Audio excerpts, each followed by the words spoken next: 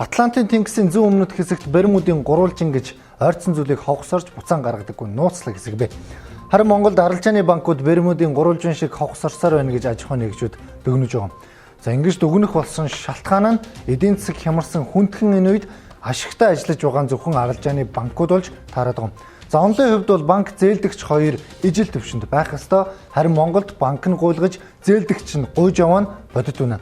Итгэл зээлдээр тогтдог банкны салбар итгэл биш хэрэгцээ зайлшгүй шаардлага төр тулгуурласан хөшөөрөгдсөн ашиг олж байгаа нэгэн субъект болоод байна. Эхний нэг жишээ. Монгол банкуд картаар төлбөр тооцоо хийхэд 1% шимтгэл авдаг юм байна. Мэдээж үйл ажиллагааны зардлаа нөхөхийн тулд шимтгэл байх нь зүйтэй ч 1% гэдэг хэтэрхий өндөр гэдгийг аж ахуйн нэгжүүд хэлж байна. 1% гэсэн тог гаргахдаа картаар тооцоо хийдэг байсан хэрэглээ нь 10% таа байсан. Харин одоо бол 50-аас 60% хувьд хүрсэн өндөр хэрэглээтэй болсон байгаа гэдгийг аж ахуйн нэгжид хэллээ. Тэгэхээр хэдхэн жилийн өмнө сард 1 сая төгрөгийн шимтгэл авдаг байсан бол одоо 5-аас 6 сая төгрөгийн шимтгэл авч ашиг нь 5-аас 6 дахин өссөн гэсэн үг. Ялангуяа тавилга, электрон бараа гэх мэт үнэтэй барааны шимтгэл илүү их банкнд ашигтай болж байгаа.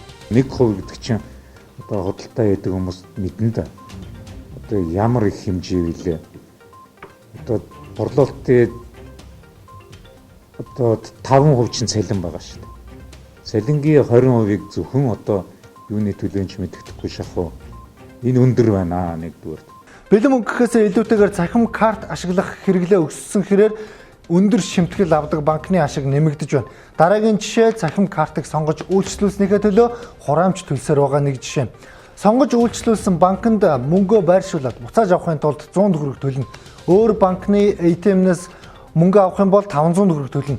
Уг нь өндөр хөгжилтэй оронд банкуд ижил төрлийн ATM машин ашигладаг. За нэгдсэн компани байгуулж ижил шимтгэлтэй үйлчилгээ үзүүлдэг.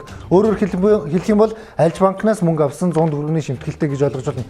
Энэ асуудал олон жилийн өмнөөс яригдж эхэлсэн ч өндөр шимтгэл авах нь банкнд илүү ашигтай учраас ажил хэрэг болоогүй өнөөдөр хүрсэн. Зах зээл муудаж эдийн засаг хямарсан ч банкны сэтгэхгүй хямрахгүй байгаа нь аж ахуйн нэгж иргэдэд хамгийн хүнд тусч байна гэдгийг бол хэлж байгаа. Банкны зээл 20-с 24% хүүтэй байна. Гэвч аж ахуйн нэгжийн ашиг 10% хүрэхээ байцгсан гэдгийг учруулж байгаа. Ийм мэдрэмжгүй, уян хатан биш байдал итгэлцэл дээр тогтдог салбарт итгэлгүй болгож байгаа гэдгийг аж ахуйн нэгжүүд шүүмжилсээр. Өнгөрсөн онд Хятадын банкыг Монголд үйл ажиллагаа явуулах асуудал яригдж байсан. Төлөөлөгчийн газрыг нээгээд илүү хямдх зээл олгох, бага хүүтэй зээл олгох юм боломж байгаа. Эдийн засгийн гадны том банкнд атгуулна гэж орилсоор байгаад энэ асуудлыг намжаачихсан. Харин аж ахуйн нэгжүүд Хятадын банкыг оруулж ирээсэй гэж хүсэж эхэлсэн байна. Учир нь юу вэ гэвэл жилийн 8% хүүтэй зээлийг Хятадын банк олгох боломжтой гэд мэдгдсэн. За ийм л өрсөлдөгч дээгүүр сэтгэдэг Монголын банкуудыг уян хатан болгоно гэж дүгнэж байгаа. Өнөөдрийн онцлог мэдээг сэтгүүлч сугар бэлтгэлээ.